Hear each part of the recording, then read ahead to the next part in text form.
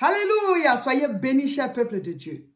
Nous entamons la deuxième semaine de notre temps de jeûne et prière. Et oui, on a déjà achevé 7 jours. Aujourd'hui, lundi 16 mai 2022, nous sommes au 8e jour de notre temps de jeûne et prière. Gloire à Jésus-Christ qui nous donne la force, qui nous enseigne, qui nous fait avancer. C'est vraiment un coup d'accélérateur dans notre communion avec lui, de manière spirituelle et de manière physique. Nous sommes en train d'avancer, nous sommes en train d'avancer. Alléluia. On acclame le Seigneur. Félicitations à tout le monde. Le thème de cette deuxième semaine, c'est quoi? Combattre spirituellement et physiquement pour ce que Dieu a mis en moi. Voilà. Donc, dans cette semaine, on va beaucoup plus combattre et expliquer aussi comment physiquement travailler pour pouvoir réussir avec ce que Dieu a mis en nous. Donc, c'est la base même du thème dans cette semaine. Amen. Alors, tous les blocages dans nos vies, les situations qui nous empêchent d'avancer, tous ces blocages ne viennent pas forcément des démons. Ça ne vient pas forcément aussi des autres. Il y en a qui viennent de nous-mêmes. C'est ça que je vais expliquer maintenant. Il y a des blocages que nous avons créés nous-mêmes dans nos vies. Il y a des limites que nous nous sommes fixées. Il y a des attaques que nous-mêmes on s'est créées. Donc, il y a des blocages qui viennent de nous. Donc, je me répands. Voilà. Quand on se répand, Dieu nous pardonne. Il lève ces blocages-là, il lève ces barrières-là. Je pardonne. Parce que souvent, quand on a gardé des rancunes aussi à quelqu'un ou à des gens, on croit bloquer ces personnes, mais non, on se bloque encore nous-mêmes. Ça nous empêche d'avancer. Les mauvais sentiments nous bloquent à un niveau. Ces mauvais sentiments deviennent des limites, des barrières invisibles qui nous empêchent d'aller au-delà. Ou alors, on dit aussi, si possible, je rectifie. Il y a des gens à qui on a causé du tort, auprès de qui on peut s'excuser, à qui on peut demander pardon. Mais souvent, on ne le fait pas et ça reste là et ça reste un blocage dans nos vies. Alors, il y a 3 sources de blocage qui viennent de nous-mêmes. Hébreux, chapitre 12, verset 14. Il dit, recherchez la paix avec tous et la sanctification sans laquelle nul ne verra le Seigneur. Il y a 2 sources de blocage ici. Notre relation avec le Seigneur et notre relation avec les autres. Quand Jésus-Christ a été crucifié, il y a une barre verticale et il y a une barre horizontale. La croix, il y a 2 barres. Une qui part du ciel à la terre et une autre qui est comme ça. Donc, la barre verticale symbolise quoi? Notre relation avec Dieu. La barre horizontale symbolise notre relation avec les autres êtres humains autour de nous. Il y a des milliards de gens sur la terre, mais ce n'est pas eux tous qu'on connaît. Mais ceux qu'on connaît, ceux qu'on rencontre, quelles sont nos relations avec ces personnes, ceux qu'on a déjà rencontrés, comment est-ce qu'on s'est quitté et qu'est-ce qu'il y a dans le cœur de ces personnes par rapport à nous. Et la 3e source de blocage dans nos vies, ce sont les actes que nous-mêmes, c'est-à-dire, on doit travailler. Dieu peut te bénir, tu peux être en de bonnes relations avec ceux qui sont autour de toi, mais toi-même, tu ne poses aucun acte. Tu peux te bourrer de talents, tu peux te bourrer de qualités, mais toi-même, là, tu ne mets pas de semences en terre. Donc, qu'est-ce qui va pousser? Dieu dit, je bénirai ton gros bétail et ton menu bétail. Ça veut dire quoi? Tout ce que tu vas entreprendre, c'est ça que Dieu va bénir. Ça ne veut pas dire qu'on va tous devenir des éleveurs. Hein. Voilà. Mais c'est pour dire que ce sont les actes que tu poses là. C'est sur ça que la grâce de Dieu va descendre. Donc, il y a des blocages causés par nous-mêmes, soit par rapport à notre relation avec Dieu, soit par rapport à nos relations avec les autres êtres humains, ou alors parce qu'on ne pose pas d'actes, il y a des choses qu'on devait faire, on ne fait pas, on sommeille, ou bien on fait juste un peu, ça nous permet de survivre, mais on aurait pu avoir de l'impact, on aurait pu s'étendre, on aurait pu réaliser, parce qu'on a beaucoup de qualités, on a beaucoup de talents, on a des potentialités, on a la force, on a du temps, mais non, on n'utilise pas, on est là. Donc Dieu va bénir quoi? La grâce va descendre sur quoi? Donc, il y a des blocages causés par nous-mêmes. Donc, on va expliquer pas à pas ces 3 sources de blocage pour que chacun puisse comprendre. Recherchez la paix avec tous et la sanctification sans laquelle personne ne verra le Seigneur. Ce verset biblique-là, il est très, très, très profond. C'est l'un des principes de base de la réussite des chrétiens. C'est l'un des principes de base de la réussite des chrétiens. Le fait de ne pas comprendre et de ne pas appliquer ce verset-là crée beaucoup de blocages dans la vie de plusieurs chrétiens. Donc les gens ils ne réussissent pas et ils ne comprennent pas pourquoi ils ne réussissent pas. Mais parce que Ils ont changé de monde, mais ils n'appliquent pas les principes du monde duquel ils font partie désormais. Ils continuent de marcher comme les principes du monde qu'ils ont quitté. Donc, ils n'ont pas la bonne clé de la serrure qu'ils ont maintenant. Là, il y a un problème. Soit la serrure n'est pas la bonne, soit la clé n'est pas la bonne. Donc, je relis. Hébreux 12, verset 14. Il dit, recherchez la paix avec tous et la sanctification sans laquelle personne ne verra le Seigneur. Mes frères, mes sœurs, la journée d'aujourd'hui, là, on veut briser tout blocage causé par nous-mêmes dans notre réussite. Ce passage biblique nous parle de deux choses. Notre relation avec Dieu et notre relation avec les autres. Mes frères, mes sœurs, pour réussir sur cette terre, il faut que ta relation avec Dieu soit rétablie et que tu rétablisses une bonne relation avec ceux qui sont autour de toi et aussi que tu sois un homme qui travaille, une femme qui travaille. Il dit, je bénirai ton menu bétail et ton gros bétail. Donc, tu respectes les principes et tu travailles pour que la grâce descende sur ce que tu fais. Amen. Voici les trois choses. Ta relation avec Dieu, ta relation avec les êtres humains autour de toi et ton travail. Donc, il dit quoi? Hébreux 12, verset 14. Recherchez la paix avec tous et la sanctification sans laquelle nul ne verra le Seigneur. Donc, ta vie de sanctification.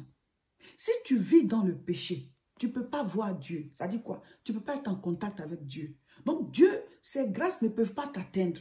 Donc, tu dis tu es né de nouveau, mais tu continues de vivre une vie de péché. Tu vis comme tu veux, tu mens, tu voles, tu triches, tu commets l'impudicité, tu fais tout, la fornication, l'adultère. Mais ça ne peut pas marcher. Parce que sans la sanctification, on ne peut pas voir Dieu. Sans la sanctification, on ne peut pas voir Dieu. Donc, en tant que chrétien, tu dois marcher en nouveauté de vie. Le Seigneur dit, ce n'est pas parce que mes oreilles sont trop dures que je ne peux pas vous entendre, ni ma main trop courte pour que je ne puisse pas vous atteindre. Mais ce sont vos iniquités qui forment une barrière entre vous et moi. Tu es chrétien, tu dois mettre de l'ordre dans ta vie.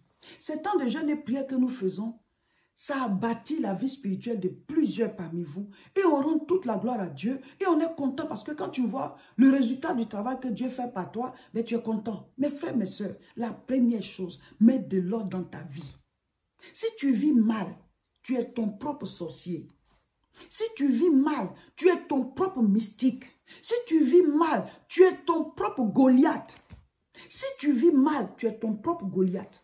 Tu es ta propre pierre qui bloque ta résurrection. Ce blocage est causé par toi-même. Parce que tu ne peux pas dire que tu t'es donné à Dieu et tu continues de vivre dans le péché. Donc ça ne peut pas marcher. Ce n'est pas la bonne clé pour cette serrure-là. À chaque clé, sa serrure. À chaque serrure, sa clé. Tu veux réussir selon Dieu. Marche dans la sanctification. Ça, c'est un principe. Je mets de l'ordre dans ma vie. Je dois me conserver pour le mariage. Et quand je suis mariée, je ne dois pas coucher avec quelqu'un d'autre en dehors de mon épouse, en dehors de mon époux. Point. Tu es chrétien, mais tu vis mal. Tu es chrétien, mais ta relation avec Dieu est brouillée. Tu es chrétien, mais ta relation avec Dieu, la connexion n'est pas fluide. Tu as perdu la connexion parce que tu n'es pas dans la vie de sanctification. Or, sans la sanctification, nul ne verra Dieu. Tes pensées sont impures. Toi seul, tu es là, tu sais ce que tu fais. On dit, ah, je me masturbe, ce n'est pas un péché. Mais la masturbation, là, ça dit que tu couches avec toi-même. En tant que chrétien, chaque matin, tu dois prier. Tu dois lire la Bible pour que la parole soit une lampe à tes pieds, une lumière sur ton sentier. Donne-nous notre pain de ce jour. Donc, chaque jour, Dieu te donne la force de marcher comme il veut que tu marches. Dieu ne te demande pas de vivre la sanctification par tes propres forces. Non, c'est lui qui nous donne la force de vivre la sanctification. C'est pour ça que chaque jour, tu dois prendre ton pain quotidien. Parce que quand on dit de vivre la sanctification, certains croient qu'ils vont se concentrer, ils vont y arriver. Ah, j'ai essayé jusqu'à maintenant, j'ai lâché. On ne te demande pas de te concentrer. Chaque matin, prie, lis la Bible. Tu auras la force de vivre la sanctification dans la journée d'aujourd'hui. Quand le péché du mensonge va se présenter, tu auras la force. Quand le péché de la tromperie, du vol, tous ces péchés vont se présenter, tu auras la force parce que tu as pris ton carburant le matin. Quand l'impudicité va se présenter là, tu vas fuir. La Bible dit de fuir. Pour impudicité, là, on fuit. Quitte-la. Parce que sinon, ton corps sera un piège pour toi. Donc, chaque matin, tu dois prier avant de partir. Tu es revêtu. Tu as ta force pour le pain de la journée. Tu l'as. Et demain encore, ainsi de suite. Donc, Dieu ne nous demande pas de vivre la sanctification de nous-mêmes. Alléluia. Deuxième blocage causé par nous-mêmes. Il dit quoi? Recherchez la paix avec tous et la sanctification sans laquelle nul ne verra le Seigneur. Donc, j'ai fini de parler de la sanctification. Maintenant, je vais parler de la paix. Mes frères, mes sœurs, la Bible dit aussi, autant que cela dépend de vous, soyez en paix avec tous les hommes. Il y a des crises, des conflits, des situations qui ont été causées par nous dans la vie de d'autres personnes. Va te réconcilier. On n'est rien. Rabaisse-toi. Obtiens le pardon de la personne. Mais Dieu ne te dit pas que tu es obligé d'être ami, d'être en contact avec la personne. Non, la Bible n'a pas dit ça. La Bible dit de rétablir la paix. On peut ne pas être ami, mais on peut être en paix. Vous voyez, la relation entre nous et les inconnus, c'est ça la paix. C'est-à-dire quand tu vois quelqu'un que tu ne connais pas dans la rue, tu peux saluer la personne peut répondre. Tu peux lui demander un service, la personne si elle est gentille, elle peut te rendre le service. Si elle te demande quelque chose, un renseignement ou bien un service, si tu veux le faire, tu le fais. Il n'y a pas de guerre entre vous. Vous n'êtes pas en conflit. C'est ça la paix. Vous comprenez? Donc, quand Dieu te dit, sois en paix avec tout le monde, ça veut dire, les conflits, les histoires, les palabres, ne sois pas en guerre avec quelqu'un. Et autant que ça dépend de toi, ça veut dire quoi? S'il y a un problème, même si c'est toi qui as raison, rétablis la paix. Toi, donne pour toi au Seigneur. Il dit, à moi la vengeance, à moi la rétribution. Donc, Dieu, si vraiment il voit qu'il faut te venger, il te vengera. Mais en général, Dieu, il ne fait rien même à celui qui t'a fait quelque chose. Toi, il t'élève. Quand ils ont crucifié Jésus, là, Dieu, il a fait quoi à ceux qui ont crucifié? Rien. Mais il a élevé Jésus. Dieu a fait quoi à ceux qui ont crucifié Jésus? Rien. Mais il a élevé Jésus. Donc, souvent, tu crois que Dieu va attaquer tes ennemis, il va leur faire quelque chose, un malheur va les atteindre. Non. Dieu dit, laisse-les comme ça. Mais toi, il t'élève. Il t'élève à leurs yeux. C'est comme ça. Ils ont crucifié le Seigneur. Dieu n'a rien fait à ceux qui l'ont crucifié. Mais il a élevé le Seigneur. Il est assis à la droite du Père.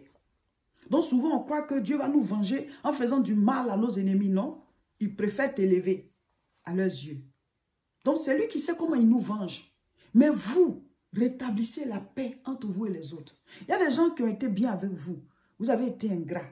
Il y a des gens qui ont été bien avec vous. Vous avez manqué de reconnaissance. Il y a des gens qui vous ont nourri. Vous n'êtes pas retourné sur vos pas pour aller les remercier, pour les honorer.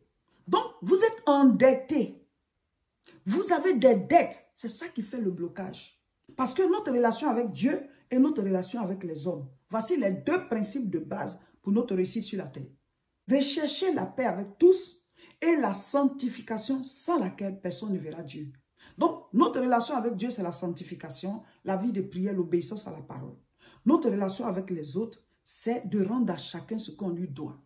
Honore celui que tu dois honorer.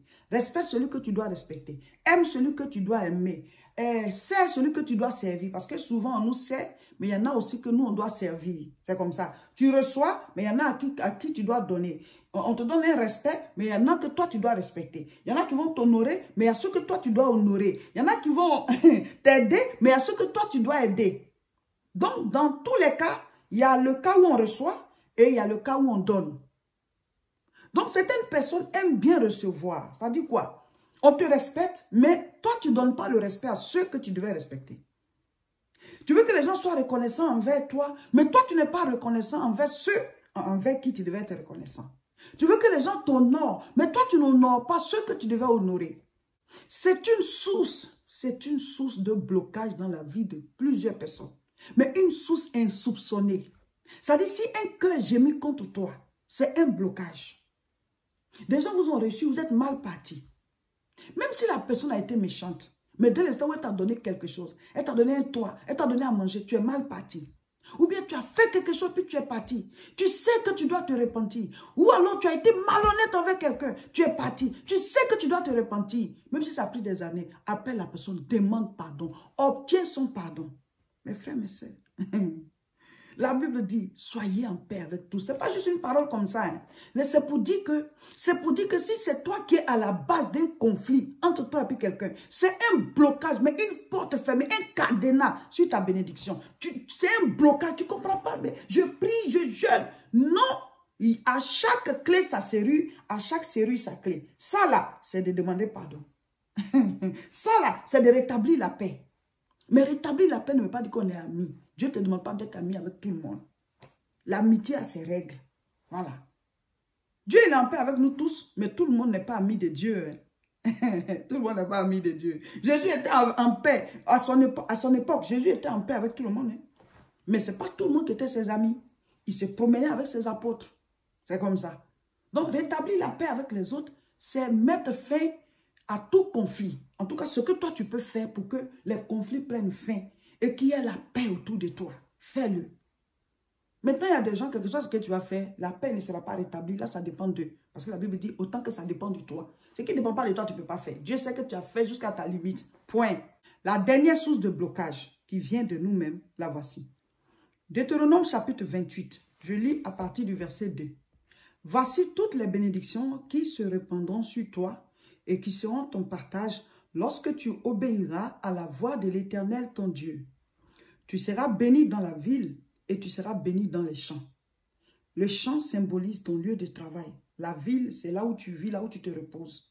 Donc même là, au repos, là, tu seras béni. Mais aussi dans les champs. Ça veut dire que tu dois travailler. Mes frères, mes soeurs, on doit bosser, on doit bouger. Vos idées, là, il ne faut pas les laisser dans vos têtes. Il faut les faire sortir. Il faut transformer vos idées. Il faut que ça devienne la réalité. Il faut que ça prenne vie. Béni dans la ville et dans les champs. Débarrassez-vous de la paresse. Débarrassez-vous de la suffisance.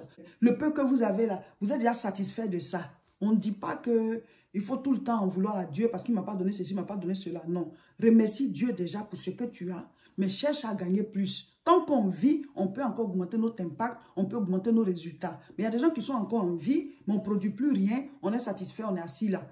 Tu seras surpris parce que ce qui te semble beaucoup aujourd'hui, demain ça va paraître petit par rapport à la réussite des autres. Donc, il faut toujours avancer. Pas parce qu'on est en compétition, mais on est en compétition avec nous-mêmes.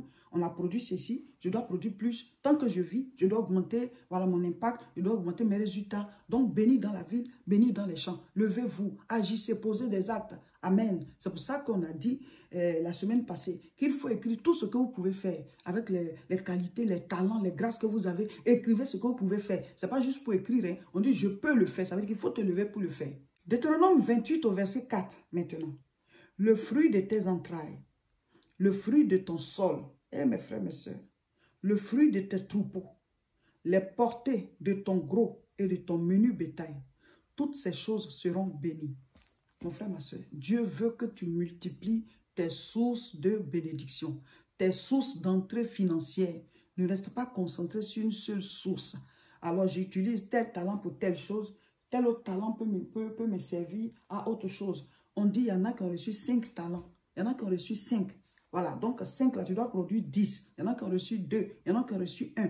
Donc, si tu as plusieurs talents, pourquoi utiliser qu'un seul talent? Pourquoi? Donc, ceci m'a produit ça. Je veux aussi utiliser, voilà, agir dans d'autres domaines par rapport aux talents que j'ai aussi. Voilà. Et donc, ton menu bétail, ton gros bétail, tout est béni. Ton sol, tes entrailles, tout est béni. Mes frères, mes soeurs, il faut bouger, il faut travailler, il faut être productif. Nous devons produire des résultats, nous devons être satisfaits, heureux, avoir de l'impact, donner à manger. Quand tu as fini d'avoir pour toi, là, quand ta coupe déborde, là, tu peux aussi aider ceux qui souffrent. Tu peux aussi aider ceux qui souffrent. Amen. Tu peux soutenir l'œuvre de Dieu. Il y a beaucoup de choses à faire, mes frères, mes soeurs. Donc, il faut travailler, il faut travailler. Donc, chers frères et sœurs, voici les 3 sources de blocage qui viennent de nous-mêmes. Notre relation avec Dieu quand elle n'est pas bien, notre relation avec les autres quand elle n'est pas bien et notre travail. Amen. Donc, il faut éradiquer ces sources-là.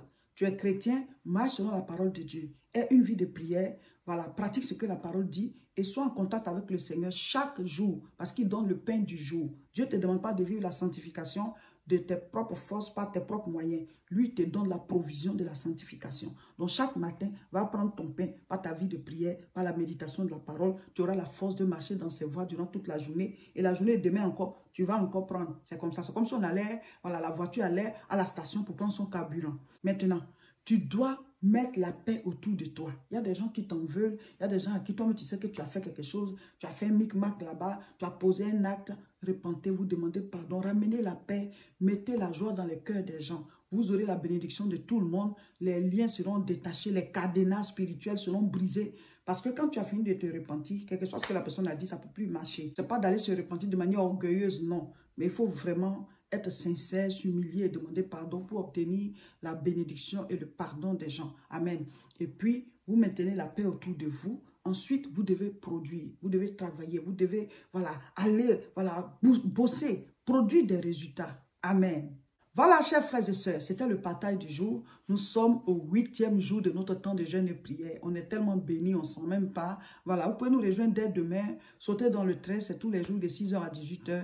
N'oubliez pas de prier. Le sujet de prière d'aujourd'hui est « Je brise tout blocage spirituel causé par moi.